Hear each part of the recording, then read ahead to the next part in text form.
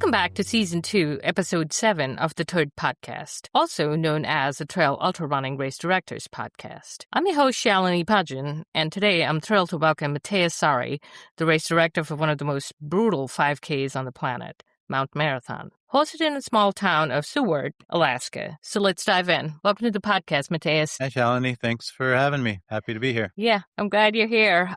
So let's start with, who is Matias? Who is Matias? Well, to give a quick bio, I guess, I'm a dual citizen, Austrian-American, Austrian mom, American father, who grew up in the Upper Peninsula of Michigan. So I'm a proud Youper who had no real appreciation for what an amazing place the UP is growing up. And 30 years ago, I, by chance and dumb luck, moved to Alaska and really discovered mountains and trails and dogs and other wonderful things there and never looked back. So how old were you 30 years ago? I'm dating myself, but I would have been 25. 25. And what brought you to Alaska? Desperate job search, really. I had a degree in journalism and had done a little bit post-college, but hadn't really found a career job. I did the obligatory Eurorailing around Europe for 6 months and just tried some other jobs. And then it was time to get a quote-unquote real job, and I wasn't finding one. So I was applying first on the West Coast and the East Coast and didn't really want to be in the Midwest, but just sort of flying all over the country and randomly put in for a newspaper job in Ketchikan, Alaska, and in Southeast Alaska. And that's the one that came through. So there was no Alaska dream. It was just needed to start working. So growing up in Michigan, I'm assuming is that where you were born?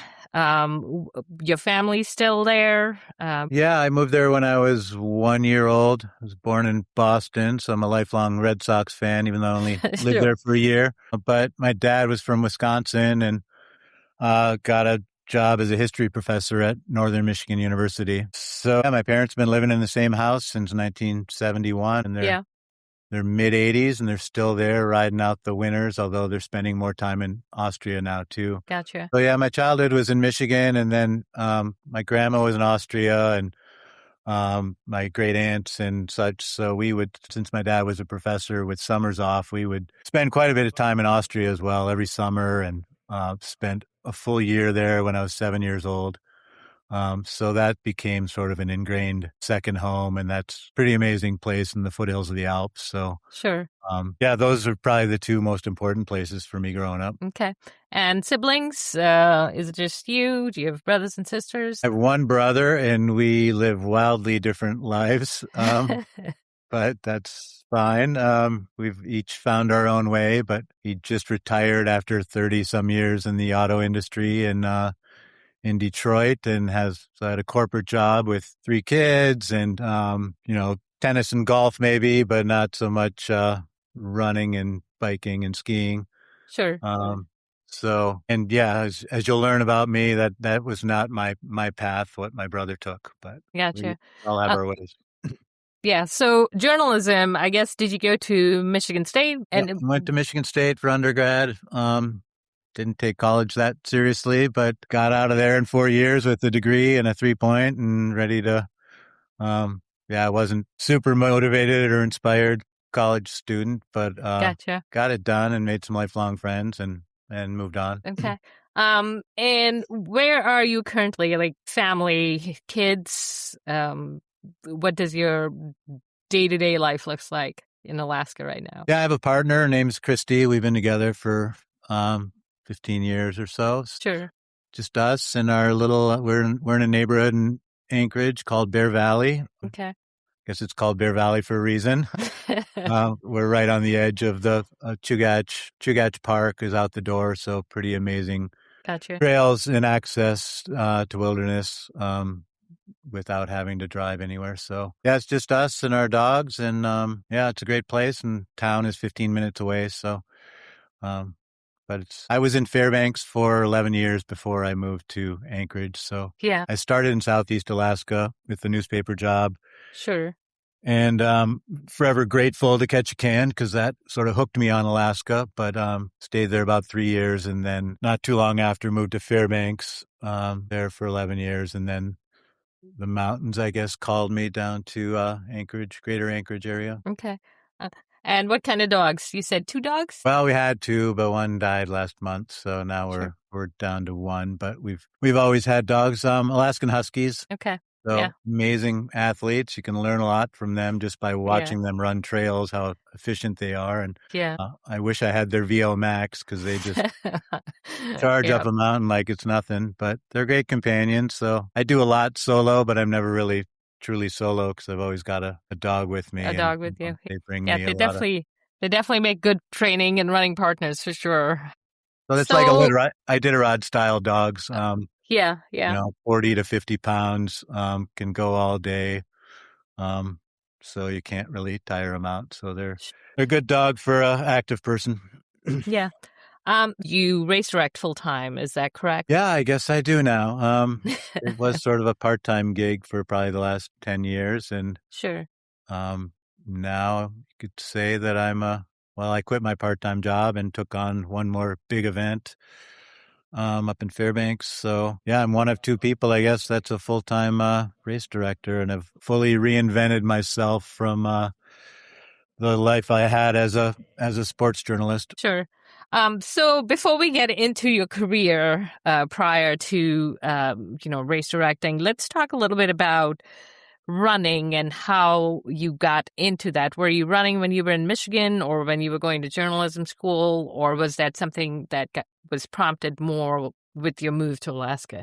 Definitely not in college. I was like running to the bar maybe, but no, I mean, I was an active kid in Marquette, Michigan. I focused on team sports. So I played soccer, and I guess I was a pretty fit kid. I was the center midfielder who ran up and down the field and didn't get tired. Sure. So I had a talent and fitness just from being super active, but running just to run or to cross country ski, those activities that I picked up later, that didn't really appeal to me at all. I was influenced by my brother who was a tennis player. So I played tennis and basketball and baseball and mostly focused on team sports, but was always doing something. And then in Austria, when we'd go there, I was definitely more hiking, and maybe I ran down the mountains without realizing it was running. I don't know. But the running came much. I like to say I'm a late bloomer for sure. It didn't come till late 20s probably. Okay. So before we dive into what influenced you and what was, your first big aha moment with running, you moved to Alaska and you worked for a newspaper. And then you transitioned into a sports writer. And walk me through a little bit how that career shifted and transitioned. And I know you had mentioned that you did author a book. So talk about that a little bit too. Yeah, I mean, my mom is a photographer, artist, and writer. My grandma was a writer, and so I guess I had those genes in me or interest in me. I always loved to read, and so when it came to sort of pick a major in college, I chose journalism, and it's stuck. I mean, the first job out of college was your general assignment reporter, small town. It's great because you just get to know so many people and just learn about a community just by people sort of have to talk to you.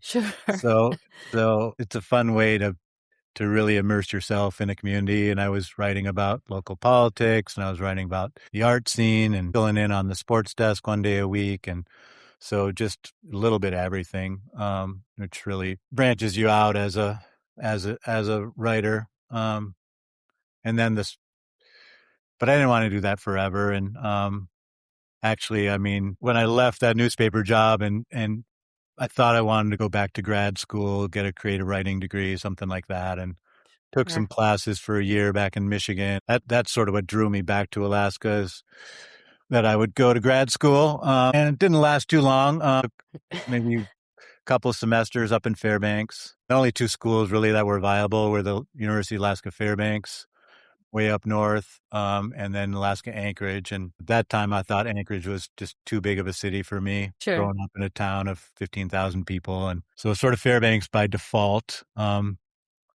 which is a pretty extreme place, cold and dark, but also amazing. So yeah, grad school didn't really pan out, but then I just started trying all sorts of different jobs. I didn't know if I wanted to be a journalist or not. So I worked on an organic farm, and I fought wildfire for a couple of years on a hotshot crew. Yeah.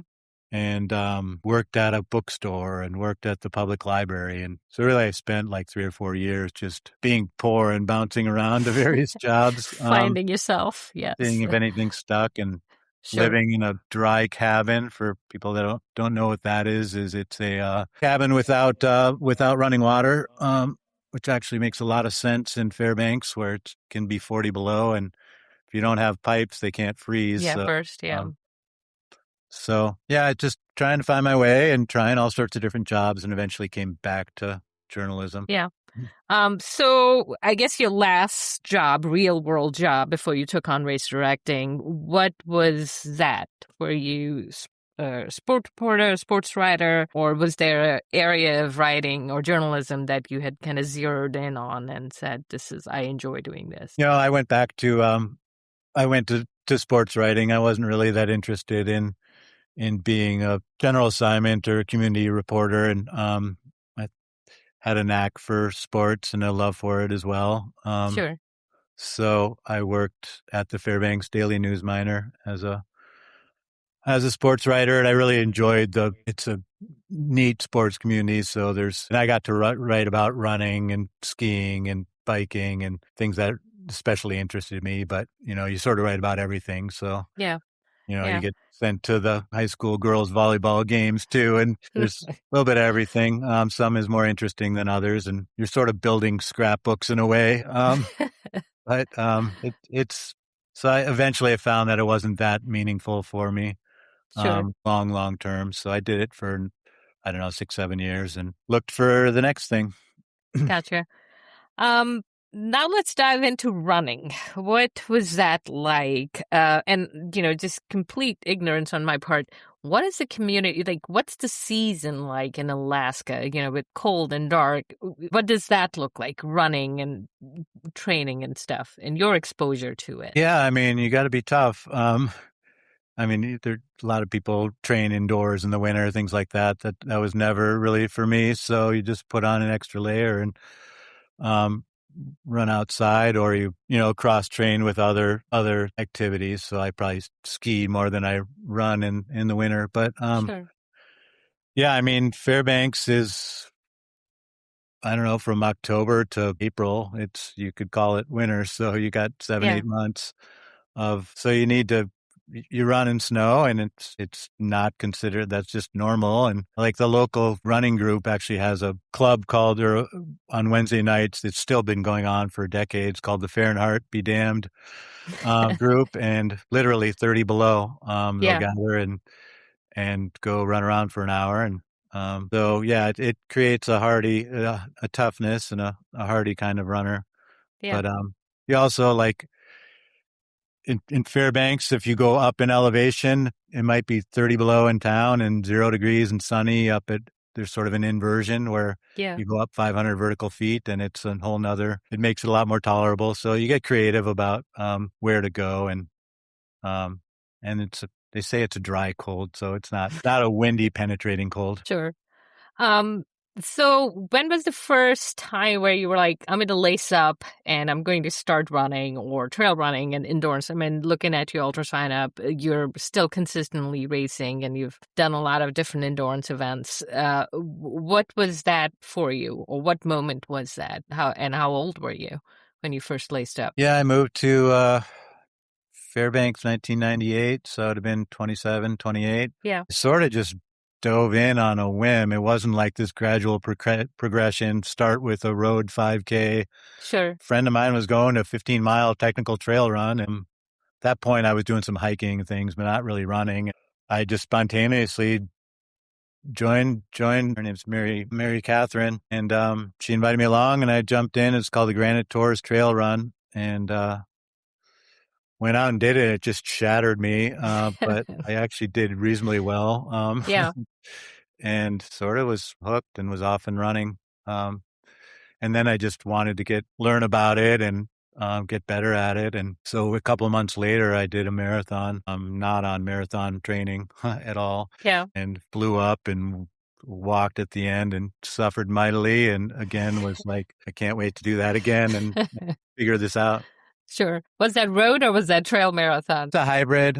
It's called the Equinox Marathon. It's the 10th oldest marathon in the country, and we can get into it a little bit later, but I've sort of come full circle, and now I'm the race director. Yes, you'd mentioned that, sure. Third here, and this is the profile. The profile, so you can see there's a pretty big hill there in the middle. Yeah, that was a super meaningful event for me, and obviously still is. So at what point did you transition from, running ultras? To get into, Fairbanks, you sort of do a little bit of everything. It's a great running club called the Running Club North.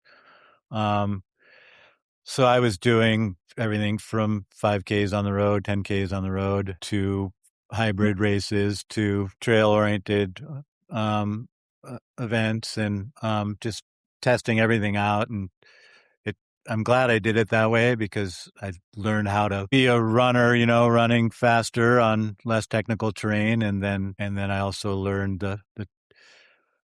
what I love about the challenging technical terrain. And that's really what I gravitated towards. And for ultras, there wasn't really a lot of options back in the late 90s, early 2000s.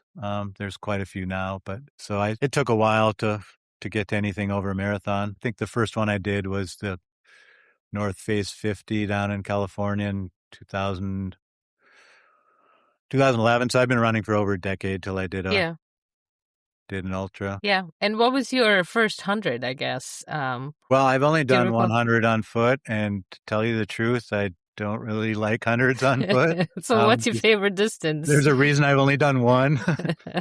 And I'm glad I checked that box, but I didn't. It was a Superior 100. Superior, yeah. And that's a technical course. I mean, it's pretty gnarly.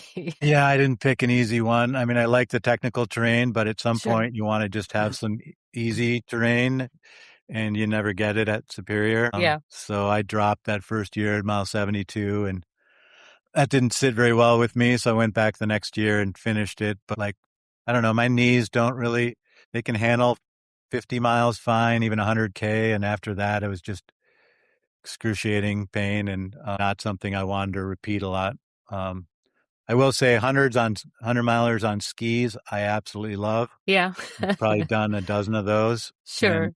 And I can grind and suffer like anybody else on foot, but I really like free miles on skis where you're gliding. Sure.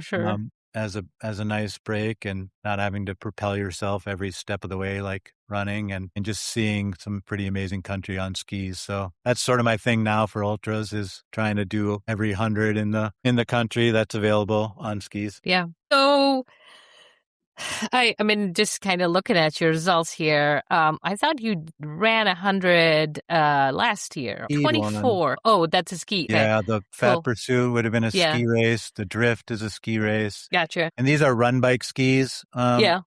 So it's mostly, biking is the easiest mode. So it's probably 2/3 bikers, and then maybe 20% foot travelers, and maybe 10% skiers. Gotcha. Okay. So let's talk a little bit about the community in Alaska. You said Fairbanks was sort of your induction into running. And what does that community look like? Yeah, the Fairbanks running community is really, really special. It's not a big city, but it's like 50, 60,000 people. So, like I said, the club there has a wide range of events. It's not just trails. It's not just roads. It's super welcoming. And and just characters. The people there all have, I'm nothing unique for my story because people that grew up there, but coming to Alaska on a visit and, planning to stay for a year, and 30 years later, they're still there. They're They still there. just get sucked in. Yeah. So yeah, the people are just fascinating there, and Fairbanks just sort of gritty, hardy folks, Yeah. Yeah. just tough, just people. But then, you go for a run and socialize afterwards. I mean, it's not that different than a lot of places. Yeah, I mean, those between the writing group from that first year of taking writing classes at the university, that was sort of one community for me. People I met Sure. there, and then the running community was really my social outlet, and a lot of them are still good friends of mine, and now I'm like enlisting them to run the Equinox or volunteer for me there. So Sure. kept a lot of those connections. Okay. Let's talk about how did you get into race directing? And just for reference, you are race directing the Equinox Marathon Relay and Mount Marathon at the present moment. I've directed a bunch of smaller ones over the years that came and went, or someone else took them over. Sure. But right now I have Mount Marathon, which is owned by the Seward Chamber of Commerce. So I have a contract with the Seward Chamber to manage that race, and I've been doing that since 2019. Okay. And that it's a beast to direct. I can go into it more later, but it's on the 4th of July. It's 98 years old. There's a lot of history behind it. There's a parade. There's thousands of spectators. There's 300 volunteers. It's a dangerous race, so there's certainly a safety element to it. We put out a race guide. We have all sorts of rules, so it's just a complicated event. So that takes up a lot of my time. Sure. And then I have to bookend it. I have the Equinox Marathon now, which is a marathon and a relay, close to 1,000 people. So another big event. Yeah, that's a big event. Yeah. Different, having like road crossings now and different permitting, and the relay is another element, 3-person relay. Sure. Combined to the whole course. So there's those two, and then the smaller ones that I have are the sort of the backcountry wilderness style racing, the Crow Pass Crossing, which is owned by the Alaska Sports Hall of Fame, which is my now former employer. Okay. And the Kasugi Ridge Traverse, which is the only race, I guess, that I own that's up in Denali State Park. Okay. So we'll get into the races in a little bit, but so what year was it that you first started race directing? Do you recall? And how old were you? Yeah, that was in Fairbanks. I guess I'd probably been there 5 years or so, and was doing various events myself. I lived on a place called Murphy Dome, about 20 miles from town. It's about 1,500 feet higher than town, and it's a pretty spectacular landscape off the top of Murphy Dome. And so I decided to start this race called the TURD Murphy Dome. Okay. I didn't know what I was doing. I didn't have insurance. There was no entry fee, which was cool. Yeah. Just super organic. Pretty much just did it. I'm not sure I even asked anyone for permission, and yeah. spread the word by mouth and hung a few flyers maybe. But I allowed bikers. So the bikers had a different part of a different course than the runners. And the runners were like right off the top. You're running on this like rutty road for a little bit, and then had to take this like left turn to go across tundra. Yeah. And I didn't mark it really well enough. And like the leaders, if the leader misses the turn, yeah, everybody the sheep are going to follow. Yeah. And so next thing you know, I've got I only had 25 people come or whatever, but most of the field is like running the wrong way. And this rutted road would go for like 7 miles in the wrong direction. Oh, wow. And I'm like running after them, like screaming bloody murder. You're like, you're going the wrong way. Come back. Yeah, so eventually the word got to them, and they learned a few lessons that day just about, and I think I had told people, like what the course was, but I didn't mark it. And, Yeah. a lot of runners, it's in one ear, out the other. So I sent runners through like a puddle that was like a foot deep and there was no way around it. So like your shoes were guaranteed to be wet. It's a bit of an adventure, but, I don't know, from that experience is like, okay, that was fun, but like got to dial it in a little more. And, if people are committing time and energy and often significant money, Sure. you owe it to them to put on a quality event. So, Yeah. So is that race still around, or was that just kind of like one and done? maybe. But Then I started some other ones that, I started a trail series up there. Yeah. Which they didn't have. That was sort of the one niche. The running group, the Running Club North had more of a road series, but not a trail series. They had a handful of trail races, so I incorporated those and I added like 3 more. And one of them's called the Masochism on Moose Mountain, and that race is still going on 20 some years later. So, so that's sort of a legacy I have up there with the trail series. And yeah, I just sort of figured out like what events appealed to me and where there were some cool courses that would be race suitable. And so those are super, super small events though, like 50 people max. Yeah. Or are you still involved with the series you mentioned? Yeah, the series is still going. It's been named after a friend of mine who died of brain cancer. So now it's named the Drew Harrington Trail Series. And yeah, there's like 7 or 8 events and still going strong. That Granite Tours run that I mentioned, my first ever trail race, that's still part of that series. And I actually directed that for a few years when I was up in Fairbanks. So, yeah, it's fun. When I left Fairbanks, I found the guy Drew to take it over from me. And Fairbanks is 7 hours from Anchorage. So I'm not super involved other than the Equinox now with other events up there. But I mean, I'm going to spend probably 2 months up there just for directing the Equinox. So I'll jump into some of these events that are in the trail series and help out. So let's talk about the Equinox first before we dive into Mount Marathon. How many years have you been race directing it? And you had said about 1,000 people. Is that correct? Yeah, I think there were 856 last year, and our goal is to get back up over 1,000 this year. Okay. And what part of town is that, in Anchorage or Fairbanks, somewhere in between? Yeah, it's in Fairbanks. Okay. It starts and ends at the University of Alaska Fairbanks. Immediately goes up like 100-foot hill, like really steep. So you don't ease into that one. And then it does this. You can see it's called Esterdome, and you can see that off in the distance. And you run up to the top of Esterdome and have one short out and back section and then loop back a different way. So it's essentially one big loop with a little stick for the out and back. Like a little lollipop, yeah. But it's like to say there's no 2 miles the same there.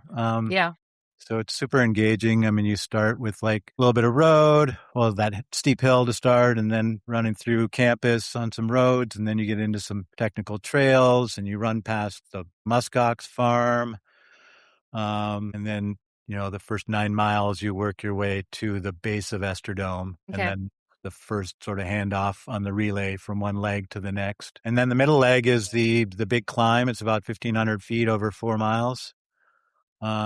And then you have the out and back, which is a lot of up and down for about 4 miles. And then the relay handoff to their third person at mile 17. And then the third leg is the big plunge off of Esterdome and gradual downhill all the way back to campus. So it's sort of... So what's the total climb on that for the marathon distance? About 3,500 feet. So nothing crazy, but I will qualify that. Like in 1963, what was considered the hardest marathons in the country was Pikes Peak, hands down, was the hardest. And then the Equinox is considered the second hardest marathon in the whole country. Granted, didn't have a lot of competition in the 60s, but and what makes a marathon hard? I mean, I think what makes this one hard is that you're having to run gradual downhill on pavement at the end, so and getting pounded by that. And needing the durability for it and wide-ranging skill set to do well because it's not sort of a lock into one pace kind of race. Sure. And I'm assuming the terrain varies quite a bit with the ups and downs. I mean, you had previously said it's a hybrid, so road and trail. How technical does the course get? We have one section called the chute right off the top that drops, I don't know, 600 feet in a third of a mile and down through this like eroded, ruddy, nasty trail. So Yeah. that's an ankle roller for sure. And I mean, there's some pretty challenging terrain. I mean, it's just cumulative. The difficulty really gets to you by the end. So who owns the event? How many years has the event been around? Yeah, it's put on by the Running Club North, so they own the event, and now I've been contracted to direct it. So yeah, they're super involved in the community, but it's not specifically a fundraiser for any one cause. We've added like pretty significant discounts for the military community and for juniors and university students, and trying to get some financial help for those who need it off the ground, things like that. So try to make it as inclusive as we can. Right. Okay. It started in 1963. Okay. And it was started by the university ski team, actually. Sure. And they started as they thought it'd be a cool ski trail, excuse to build this ski trail. And it never really took off as much as a great ski trail, but turned out it's an awesome running course. In the early years, I mean, just to delve into history a little bit. Yeah. Within, that first year, there was maybe like 100 people. By the late 60s, it had become, they would have like a couple hundred runners and then over 1,000 hikers at this event. Whole classrooms of school kids, 10-year-old kids would go and hike for like 10 hours.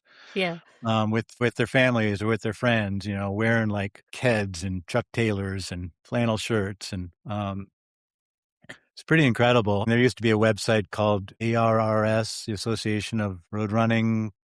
I forget what it stands for exactly, but they tracked participation numbers, and I was astounded to find that it was the largest marathon in the world for 3 years in the 60s, like bigger than major marathons in Germany and Japan, bigger than Boston, had hundreds of women doing the Equinox before Boston never allowed women. So, and just this Alaska spirit, of like, nobody ever told us we couldn't. And if they did, we're going to do it anyways. Right. So that's really what hooked me on it, and learning these stories, Sure.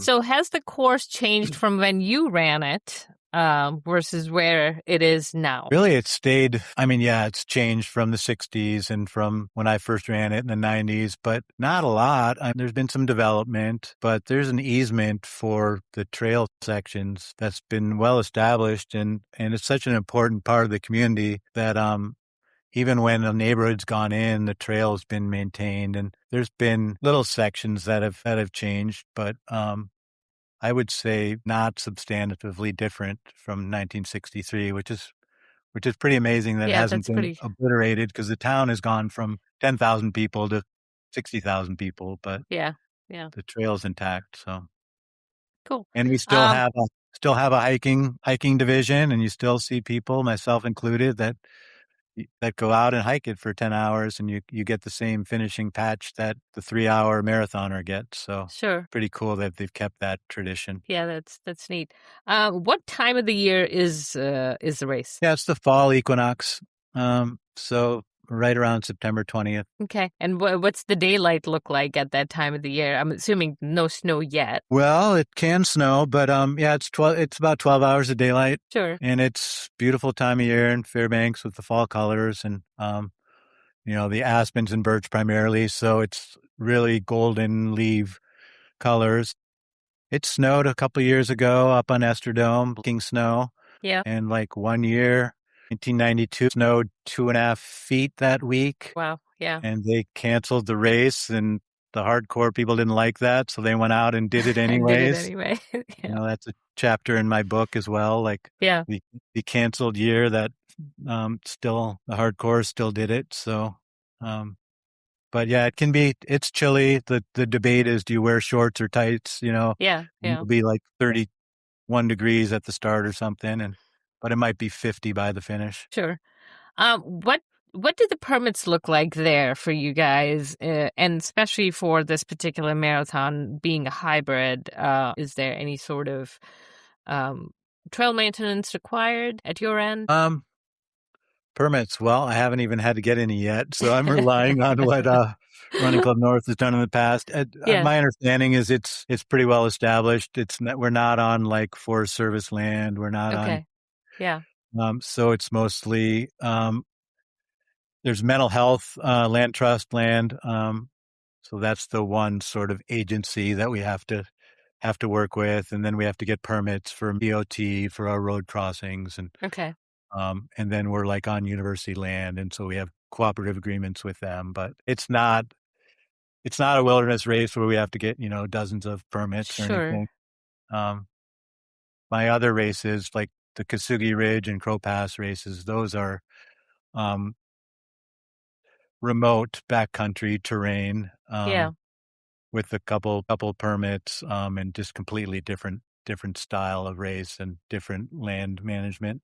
So those races, like the Equinox, is well marked the whole way, and Mount Marathon sort of has an established route, but you can go sort of choose your own adventure. There's variation on it.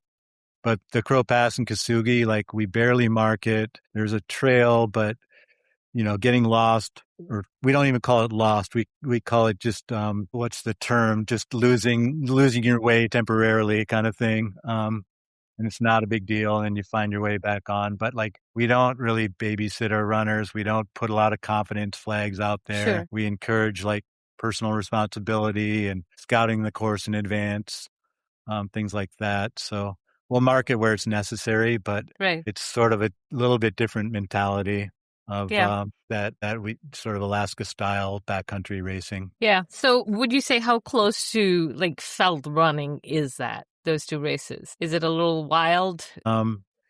Yeah, it can be gnarly. I mean, Crow Pass, there's a section where it just gets overgrown. You're running through like chunky, bouldery rocks. You can't see your feet. And the biggest danger is popping an ankle like 10 miles. There's no aid stations. Right. We got we have Alaska Mountain Rescue Group out there as some volunteers, but, popping your ankle is a very real, possibility. And if it happens, we expect you to gimp it out, like unless you're like hobbled, unless you've broken your ankle, like it's not that easy to send a helicopter to get you. I was going to say, so your search and rescue, I mean, is that an expense or is that more volunteer? Yeah, I mean, we have the rescue group that's staged there in a few spots, and we have sweepers and we have trained medical personnel. Sure. But we tell people, like, it's your responsibility to be prepared. It's another racer's responsibility to help you. If you get off course, you don't just hit the emergency button, find your way back on course. Yeah. So yeah, we have we have a safety plan, of course, and we have safety mechanisms in place, and we haven't had to go rescue someone. If someone gets mauled by a bear, God forbid, we're going to rescue them. Right. But it's not like first sign of trouble, call for help. Yeah. So, a lot of my work actually, and this is different from managing other races, is like I spent a lot of time vetting the field of qualifying standards because you can't just let anyone jump in this race because then they are going to get in trouble. And we have mandatory gear, not a lot, but a real windbreaker, knee hat, gloves, leg layer. Yeah. We recommend people carry bear spray. Yeah. Trackers. Do you guys give them trackers or No is trackers. it no trackers? Yeah. Some people carry stuff like that. I mean, the cell reception is pretty marginal. So we're on like sat phones and inReaches for our comms. And one race we set up a repeater that helps for radio comms. But there's some challenging logistics for sure with the Crow Pass and the Kasugi race. And part of what I enjoy about it really is these unique challenges as a race director. So those are the wilderness races. The Equinox is sort of the closest to a normal race you would have. And then Mount Marathon, like I alluded to, it comes with its own unique challenges.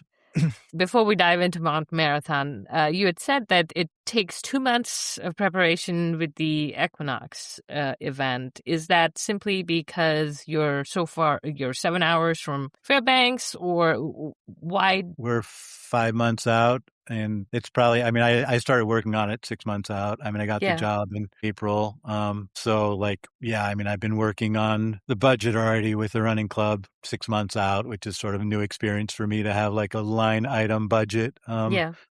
And working on like building a sponsor deck because they didn't really have things very dialed with recruiting sponsors. So, the last 2 months, that's going to be more, I move up there and then I'm working just on the ops of it all. And, Gotcha. The shuttle buses and just all the countless details of race day. How does this all come together? So now let's talk about Mount Marathon. I'm going to ask you, have you yourself run Mount Marathon? Yeah, like 18 times. And I still, it's in my contract that I still get to run it, even though I'm directing it. Yeah. For an hour, I have someone else as the race director, and it's the least stressful hour of the day, frankly. I just hand off my clipboard and my radio, and I run up and down the mountain and get to the bottom and celebrate a little bit and then go back to work. Okay. What was the first year when you ran Mount Marathon? 2007, so I was still in Fairbanks. Okay. But it was gravitating towards these mountain and trail runs. Pass is another one that I had done, having any idea that I would eventually direct it. So 2007, it's like an 8-hour drive from Fairbanks. Yeah. It's a commitment coming from Fairbanks. So I did it 2007, 2008, and then somehow won the race on my third try in 2009. Yeah. That sort of really instigated moving to Anchorage to be closer to these events and see where I might take it. And I sort of become ingrained in the mountain running community by then. And Fairbanks sort of run its course and was tired of the darkness and the cold and just needed a refresh. So sure. So have you run it consistently 18 years? I skipped 1 year to do an ultra in Austria on like July 5th or something, the local 50 miler there. So I missed that year, and then the pandemic, we had to cancel it. So I guess I've been a hostage to Seward on the 4th of July for the last 20 years and will be for the long-term future, I imagine. Okay. What year how did you get involved with race directing Mount Marathon? I guess I've been running it for a dozen years, maybe. Really had no clue what was going on behind the scenes at Mount Marathon. Well, one of my friends was on the race committee. But by 2019, I was in Anchorage. I was directing some smaller races, taking on the Tour of Anchorage ski race, which is 1,000 skiers. So I was building a reputation as a race director and building my confidence and skill set with that. And at Mount Marathon, their management had been set up through like the Seward Chamber of Commerce was directing the race pretty much through their staff. And then the race committee was making the rules and doing a lot of the volunteer and legwork for it. But the chamber is, just high turnover, new people doing it every year, not necessarily mountain savvy or mountain loving. They're working at the Chamber of Commerce. So it just wasn't that great of a match. And the committee would get frustrated by a new person coming in every year or two and just looking for a new model. So they said, why don't we hire a dedicated race director and then have the chamber sort of be the support network, work closely with them still. Because they have like a communications person. They're putting on the 4th of July festival and the parade. And so they're still very involved. But that's how I came in. They were looking to hire a race director and offered it to me, and off I went. Okay. And how many years have you been involved with race directing Mount Marathon now? Yeah, that was 2019. So that first year I had to cancel the first race. Yeah. So I guess I've directed every year the last 5 years. Okay. And we've added a live stream production in the last 5 years. We brought in a jumbotron this last year. We've got a big new fencing project. We brought in Arc'teryx as a presenting sponsor and Sure. helping to fund some of these things. But I will say at heart, it is still like small town, old school Alaska event. And that's really important to keep it that way. But we're balancing, these other elements of sort of improving the event and making Sure. it enjoyable for not just the racers, but spectators and armchair fans. Let's talk a little bit about the history of the race before we dive into the meat of the race and why and what makes it so. I mean, it's a historic race. It's iconic and probably pulls in a very, very competitive field from what I've sort of seen and known following it for over a decade. Yeah, if you can get a bib. But yeah, right. That's there's various ways to get in. Sure. Yeah, I mean, this year's the 98th running, so we're coming up on our 100th running, and there's not too many events of any sort that can have that longevity. Yeah. So we're really proud of that. It's the oldest mountain running event in North America, if not the world. I think there were some events in Europe that go back that far, but maybe aren't still around. You need to do more research on that. But yeah, it started as a classic bar bet, really, in 1915. Two guys looked up at the mountain. One said, "I think I can get to the top and back in under an hour," and the other one said, "I don't think you can." So the challenge was on, and he did it in an hour and 2 minutes. So, and then the next year, a sort of small race with like a dozen people was created, and it's been going on ever since. And start in town, it's just as pure a race as you can get. Like you see the mountain hovering over town. It's about a half mile away to get to the base of it. And then you scramble up some really steep technical terrain. And there's a lot of scree on the mountain, which enables you to sort of have a controlled fall, they say, running down the scree back all the way back down. So, and then back through town, through the thousands of fans cheering you on to the finish. So yeah. So in a nutshell, for people who aren't aware, Mount Marathon is a 5K. Talk about the vert, and you're literally going up the mountain. You're dropping. Why Mount Marathon? Yeah, the mountain is just called Marathon. So okay. Yeah, it has nothing to do with the distance, and actually. The true summit of Mount Marathon is 4,500 vertical feet and some really technical terrain that wouldn't be suitable to race to the top. Most people haven't even been to the actual top. So we go to what's called Race Point, and it's about right around 3,000 vertical feet, and you're starting at sea level. The first half mile, there's not much vertical gain, a couple hundred feet, but then you're gaining 2,800 feet over 9/10 of a mile. So we have pitches, the average grade, I think, is 38%. Pitches 45 degrees. So it's you call it mountain running, but most people are hiking the vast majority of it. Sure. And there's different routes, which is pretty cool. You can go up what we call the cliff, is one way. You can go up the roots, which you're like literally clambering and pulling yourself up on tree roots up this sort of wall. Then there's the switchback route, which is probably the easiest and least dangerous, but also the slowest route. So not that many people take it. What makes it slow? It's longer. It's not as direct. Sure. And it can be gnarly. If it's muddy, it's just as dangerous as the other ones. Gotcha. You said there's 3 different routes that you can take. Are you maintaining records for every, all of those routes?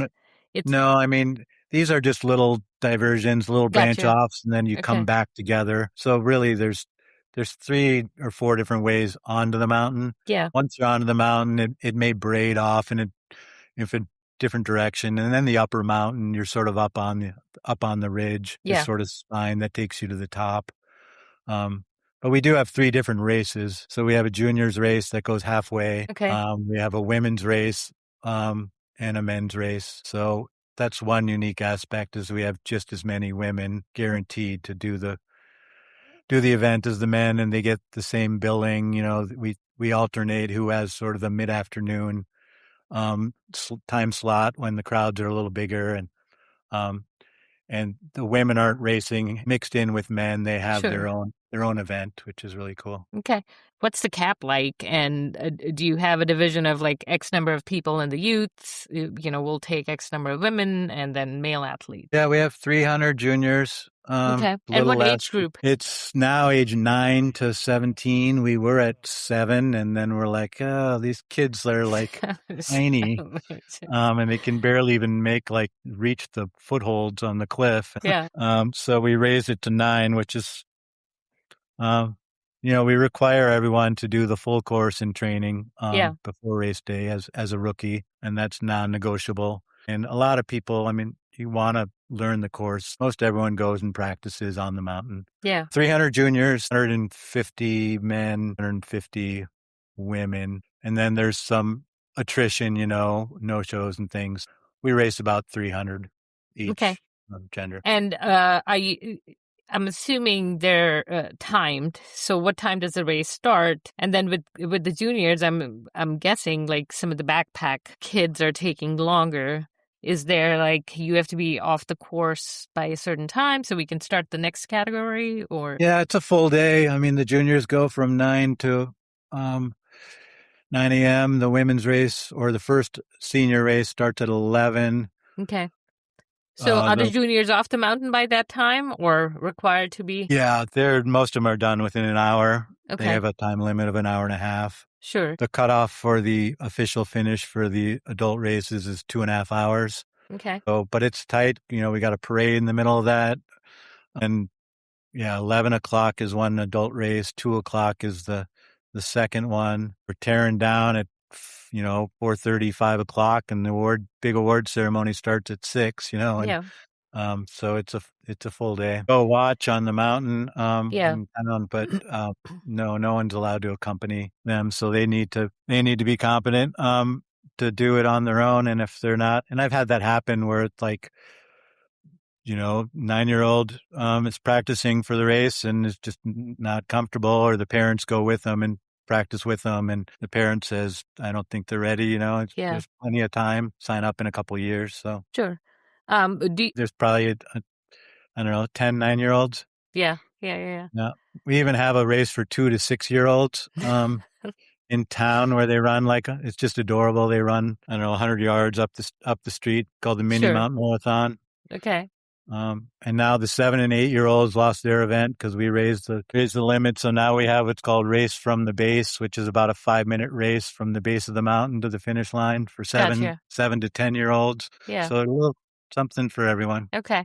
At what point did it become such an iconic pinnacle? And the town of Seward, how big is it? Because it's an annual July 4th celebration. So, the race is obviously pulling in a lot of tourism and just a general impact and the culture. It's a city of 2,000 people. So that's one of our challenges, accommodations and camping and where do people stay. And the impact on the community, because it's a huge celebration and everyone embraces it. But it's tough. Some people just do the race and don't have a place to stay and go home that night. And then any possible place to park a camper or pitch a tent. People book the hotel rooms out, a full year in advance. So that's definitely a limiting factor. And the mountain can only really sustain, we have a lottery and we have 1,000 people lose the lottery. We'd love that to have larger fields, but it's just the race. It's already bottlenecked on the mountain, and people, there's cross traffic in one section and rockfall you have to worry about. And so we need to limit the numbers for safety as well. And just to take care of the mountain, because it does get eroded. And but the community, it's a big economic impact for the community, and just everyone gets involved, whether they're racing or volunteering or sponsoring. It's a big event, but it's changed too. It used to be really just anyone in Seward could do the race back in the day, and you could just sign up until the 70s. And then it got more popular. So you would have to like wait in line at the Chamber of Commerce, and more people from Anchorage were coming down. And, Yeah. if you were willing to do that, you could get in. And then we outgrew that. And then we went to registration, mailing in your form and then filling out a form, and then online sort of evolved. And eventually we had to start a lottery because too much interest and, demand was exceeding supply. Yeah.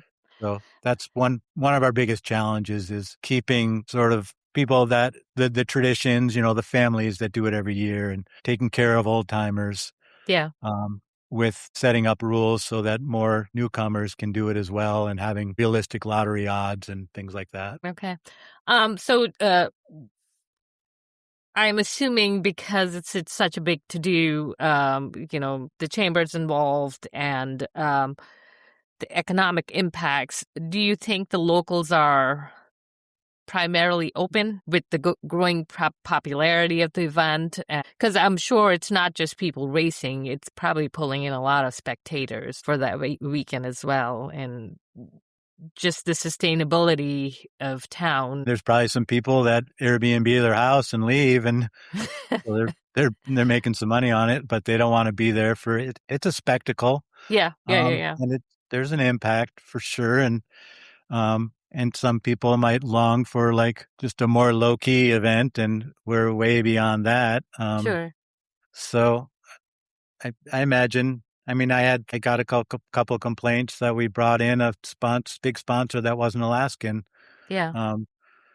So, but they're also like helping fund things to improve the race that we might not get from that other sponsors don't have those means. So sure. We're balancing some of those elements, and we're careful not to have like, there's no arch at Mount Marathon. There's not wall to wall branding. We as definitely organic. try to keep it low key, and our sponsors understand that too.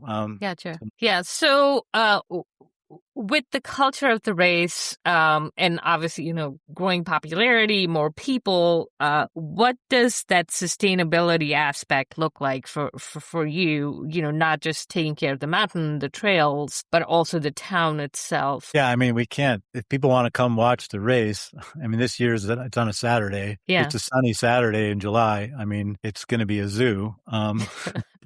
So, I mean, you work with the city and public works and,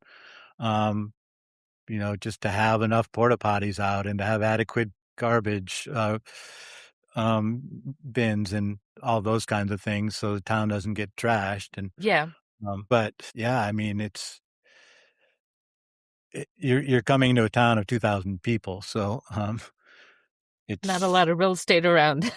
It's people sort of accept it's a couple days a year, and it's going to be chaos, and sort of accepted that's, I mean, it's really fun. It's just, you sort of have to embrace the craziness of it. There's a 4th of July festival, and there's fireworks and the parade, and there's a lot going on more than the race. The race is sort of the centerpiece of it and the big attraction, but there's a lot else that's happening. So what does just taking care of the trails, do you require trail maintenance? Do you have, I'm assuming you have folks going in and checking out every corner, making sure, with washouts or anything else that's kind of eroding?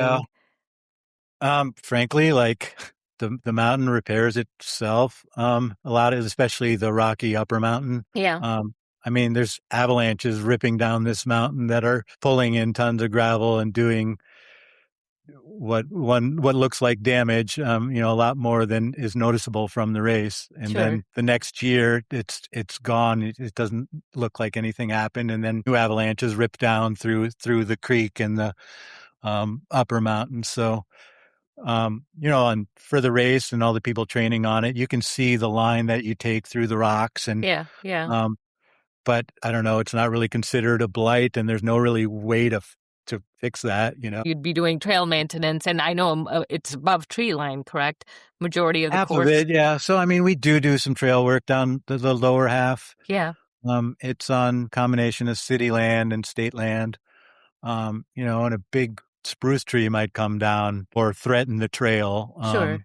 And so we'll work to clean that up or remove a tree, or, the brush is really getting overbearing, and, there's a lot of traffic. So we might widen the trail a little bit to create a better lane. But we try to keep it pretty minimal. And when it rains hard and you put that many people on a muddy trail, there's a noticeable impact. You're not going to not hold the race because it's raining. Yeah. And it's just eventually the trail sort of reverts to normal. It might take some time. Sure. So let's go back a little bit to the percentage and the lottery process. Just talk to me briefly about what that looks like. And also, is there a percentage where it's like X number of spots are reserved for the locals? We have X number of spots for international athletes. Where is that? Yeah, we sort of created a monster with all the rules and creates a lot of questions and just challenges. But as far as local preference, all juniors from Seward automatically win the lottery, so they gain entry. Okay. We do not have an Alaska preference for the lottery or a locals preference. We considered it, but then how do you manage that as a cannery worker who's spending the summer in Seward? Yeah. Is that a local, and do you have to have permanent residency, and how do you check that? And so, Sure. There's over 100 locals who do the race. A lot of them are sort of grandfathered in because they've had 10 finishes. Yeah. It's called veteran status. So the ways to get into the race, we have the 10-year status, which you can come and go from the race as you please once you get 10. And then it used to be this sort of created the low lottery odds, and the challenges is that used to be pretty much you finish the race, you could come back the next year. Yeah. And then it became more popular. So then we said the top 225 people get to come back next year. Okay. And eventually the lottery odds were down to, I think, 3% for men and less than 20% for women. So we created a rule a few years ago that the top 50% of each age group, so essentially half the field, requalifies, which is still pretty generous. Sure. Is there a quota for male and female athletes, or is that all for each race? Gotcha. And that rule alone improved the lottery odds from 3% for men to 20% overnight. Okay. But it also meant that people that were used to qualifying every year, some of them weren't making the cut, Yeah. So you're balancing this, upsetting one group, but the new lottery winner sure liked it. And so those are sort of a couple ways to get in. Then we have a petition process where you can write a letter, and so for a 1-year bib, tell us, and it's not necessarily on merit or being an elite athlete. It can be you grew up in Seward and never did the race and moved away for 50 years. And now you want to go do it one time, or whatever it might be, Sure. Some family story or, so we get the committee hears petitions and we let some people in that way. We have a race series, the Alaskan Mountain Runners Grand Prix, and the winners of each of those races earn a bib for Mount Marathon. So that takes care of getting some of the top Alaska runners in. We have some sponsor bibs. If you sponsor the race at a certain level, you get a certain number of spots. So yeah, but yeah, not all the elites can get in, and we don't have prize money. We're not part of a series, a lot of these Golden Trail series or something like that. Sure. They require you have to make 25 spots available. Well, we don't have 25 spots, and we're not willing to. If we give 25 spots away, we don't have a place to put the elites up. Yeah. And that's pulling 25 spots away from mostly Alaskans. So yeah. But that said, we do have hundreds of people from outside of Alaska that do it, and we've gotten really popular without even trying to be.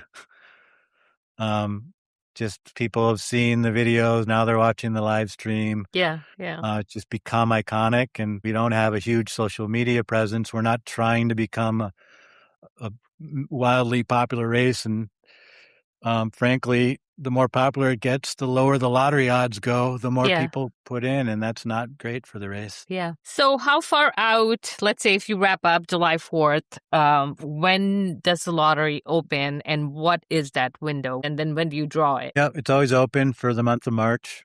Okay.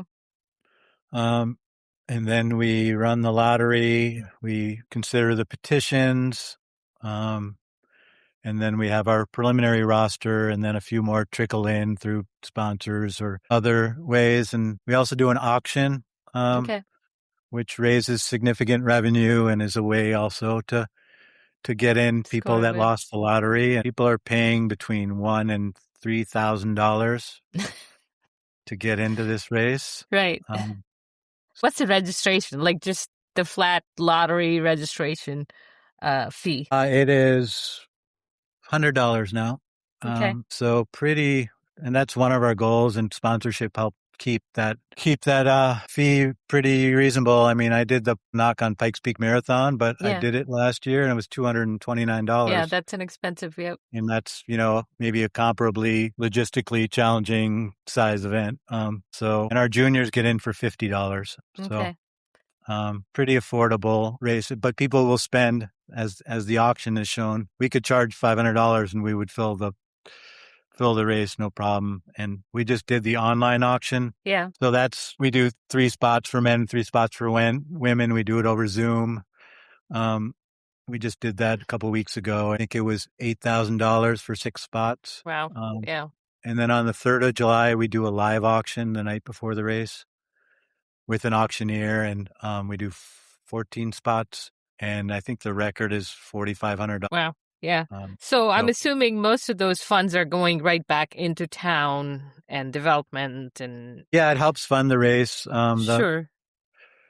The revenue sources would be the entry fees, and that includes the lottery. It's not a free lottery, because if we did a free lottery, we would have $20 to enter the lottery. If you win, that $20 goes towards your entry. Gotcha. If you lose, that's your entry fee. Yeah. So that's a revenue source. And then the auction, and then cash sponsorships.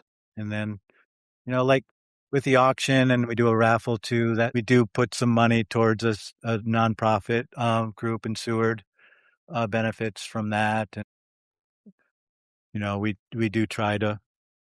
It does help fund this Chamber of Commerce as well. I mean, they're a nonprofit, but they have all sorts of things going on, so it's an important event for the chamber. Gotcha. What is the course record for both men's and women's and juniors? Insanely fast. I want to know.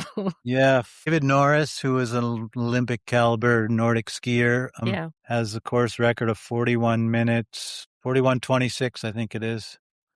That's insane. Yeah. And Journet, who many listeners will be familiar with, he came in 2015. Yeah. That's the video I saw, and I was like, yeah, it was him and I think Emily and what's the other? I can't remember. Ricky Gates was one who was one of the first sort of sponsored runners that came and sort of helped put marathon on the map internationally. Yeah. And Solomon became a sponsor for a few years. But Killian ran 42 something, set the course record, as did Emily. And then the very next year, David broke Killian's record, and everyone's been wishing the two of them would go to head, and it hasn't happened yet.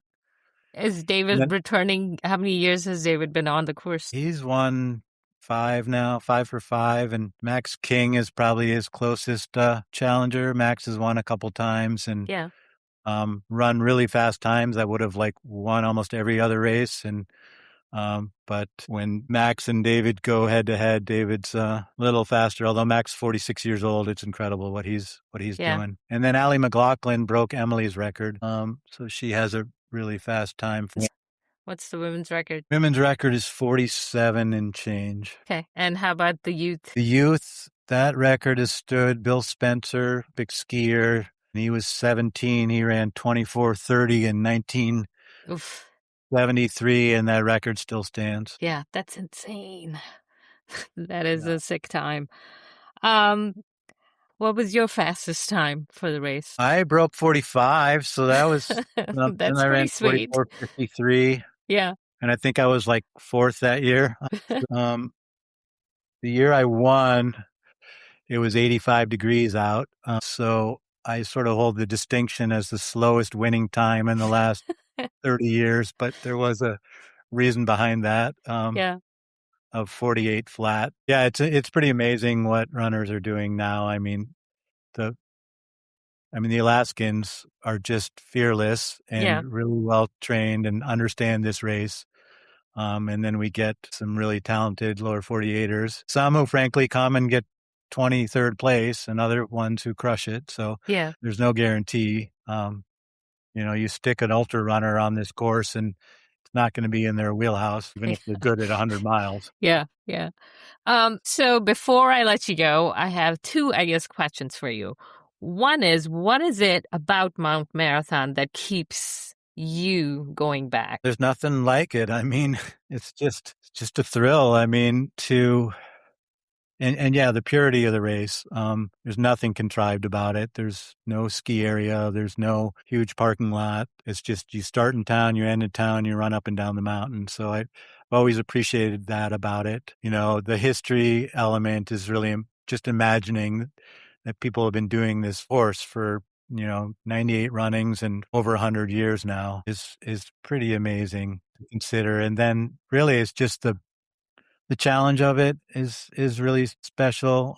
And then the satisfaction of just finishing in one piece and celebrating with your, and by one piece, I say your knees might be bloody and you're hoping there's no real trauma, where it's a victory for us when it's just bloody and, stitched legs and things like that. But yeah, just the camaraderie too. When you finish, you're just,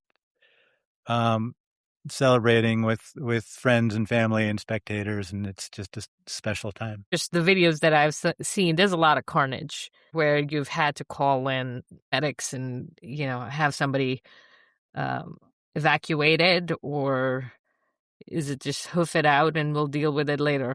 Yeah, that's part of the race. We've had traumatic injuries. We've had airlifts. We've had traumatic brain injuries. And this is not an annual thing, but people know what they're signing up for. And that's frankly part of the appeal.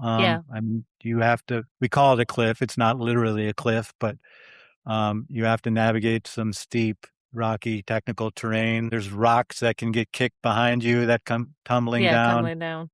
That's a big hazard. And there's, we can mitigate the dangers as much as we can and, preach just being prepared and, having good protocols as far as like yelling rock if you kick something out of the way and just being super alert and practicing the course, like I said, and certain techniques you can use to have it be safer. Yeah, anything can happen, and we've certainly had accidents, and we're prepared to. We have 30 mountain safety personnel on the mountain, and we're ready to carry them off if we have to, helicopter them off, whatever happens. Sure. I do remember the requirement that you have to have run the course prior to the race weekend. Is that the only sort of qualifying standard, or is there anything else? We do have a time that is required to get an official finish. Okay. So you should practice it and be able to complete it in that time, which is pretty generous. Okay. And then completing the course, we literally have, and that's for rookies. So if you're a veteran, you don't have to do that. Sure. But most people do just for training. But you literally have to sign a document acknowledging that you did the course. And if it's honor system, but you have to lie to our face if you sign that piece of paper and didn't do it. Yeah. Yeah. And we expect that people will do that. We have a safety meeting for all the rookies. We have a safety video. We have safety language and material on our website, and we do what we can to make it safe as possible. Yeah. So polls, I've never seen polls in any of the videos that I've watched. Not allowed. And then the oldest participant, age of the oldest participant. There's a lot of traffic, and someone would get poked in the eye with the pole, and frankly, I'm not sure it would help that much. Like rocky terrain just isn't really suitable for poles. So Sure. and you can't wear like spikes or anything like that either. So just treaded shoes. Yeah. Oldest participant, we have a 91-year-old this year who's done it the last 3 or 4 years and he was doing the full course until 3 or 4 years ago. His name's Chad Rosari. I don't think he started doing Mount Marathon until he was like 65. Shoot. So we have what's called the Golden Racer category, and they can get a finish for doing half the course. Okay. So the junior course, essentially, and that's still quite an accomplishment. So yeah, I mean, at 91, that's pretty incredible. And he's still doing it. And we also have a guy named Fred Moore, who's well into his 80s, who did 53, 54 races in a row. Last year, he was still physically capable of doing it, but he's like, I'm going to do something else, and went up to the top of the mountain and got the spectator experience and cheered everyone on up there. Yeah, that's pretty cool. We have some hardcore individuals. It's really inspiring. Yeah. Before I let you go, if somebody's sitting and listening to this is like, I want to check this out, what advice would you give them? And, what does one need to know to enter that lottery? And simulating the race, like it's not that easy to train for this race in California or wherever. But I mean, you can find steep pitches, so that's a way to train, or train on snow, which can simulate scree. So yeah, if you really want to do the race, be patient. Put your name in the hat and expect that it's going to take a few years to win the lottery, but there is hope. I mean, 20% odds are a lot better than 3%. Right. And women are like 35 or 40%. So, yeah. But yeah, I mean, all the information's on the website. I would, month of March is the registration. And if you get in, take it seriously, because, and come early, make a Alaska trip out of it. Come for 10 days and go do some reps on the mountain and get more familiar with the terrain. I mean, it's a crazy event, but it's also, it's not this death-defying, insanity. I mean, it is a legitimate course, and there are places that you have to really be careful and navigate safely and slowly, and myself included. Like through the creek is you're hopping off ledges and dealing with running water at your feet with all these obstacles. And I've had jello legs in there, and just had to slow down and to be safe, because I didn't trust myself. That I wouldn't fall in a place that is like blunt trauma, big rocks if you fall. Yeah. The scree, you let it go and you fall there, you maybe tumble a little bit, get nicked up, but it's not going to be blunt trauma. So, unless you're really unlucky. So, it's not like the whole course from top to bottom is this one giant hazard. What are the odds? Like if somebody was to get in the lottery, races like Hard Rock or Western States, you had just said, it's like 3%. Would you say an average person has to be in the lottery to finally kind of say, okay, 10 years? No, I mean, it's nothing like Western States or Hard Rock. I mean, we have 1,000 spots. Yeah. So do the math. If it's 20%, you should get in 5 years if you're a guy. Yeah. And for women, like maybe 3 years. Okay. But you can be unlucky and try 10 years in a row. And we used to hear stories of people trying for 10, 15 years when lottery odds were so low. And that really helped for us to change our rules to not save so many spots you were sort of in the club, and it was easy to stay in the club, but hard to break into it. So now more people can join the club. So one last thing before I absolutely let you go. Any plans for the 100-year celebration? Have you guys kind of started talking about that yet, or not yet? We're forming a committee. We don't really have a lot of concrete things. I mean, we'll do like an art exhibit, historical exhibit about the race. We'll, bring back all the champions and other influential people in the race over the years. maybe we'll try to add a fourth event for locals to get more people in. We're throwing around some ideas. Gotcha. All right. Yeah, we don't have a lot of concrete plans, although it's only 2 years off. So, well, thank you so much for chatting with me, Matias. I appreciate it. And hopefully, we'll connect soon, whether that's at a race or, maybe at the conference again at some point. Yeah. If you're out. Thanks again. And thanks to everybody for tuning into today's episode. For more information on the TURD Podcast, visit our website at terraintrailrunners.com. That's runners with an S, or you can give us a follow on our social media channels. Until next time, don't forget to say thanks to your race directors and the folks behind the scene that make the races happen. Thank you.